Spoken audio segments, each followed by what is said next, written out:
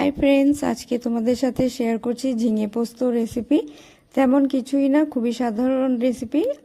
প্রথমেই আমি পোস্ত ভিজিয়ে রেখেছিলাম, তারপর বেটে নিলাম মিক্সিতে। তারপর সর্ষের তেল গরম হয়ে গেলে ওতে দিয়ে দিয়েছি কালো জিরে ফোড়ন, আর দিয়ে দিলাম কেটে রাখা টুকরো টুকরো করে কেটে রাখা ঝিঙেগুলো। তারপর ভালো করে নেড়ে চেড়ে ঢাকা দিয়ে রেখে দিয়েছি প্রায় 7 থেকে 10 মিনিট মতো।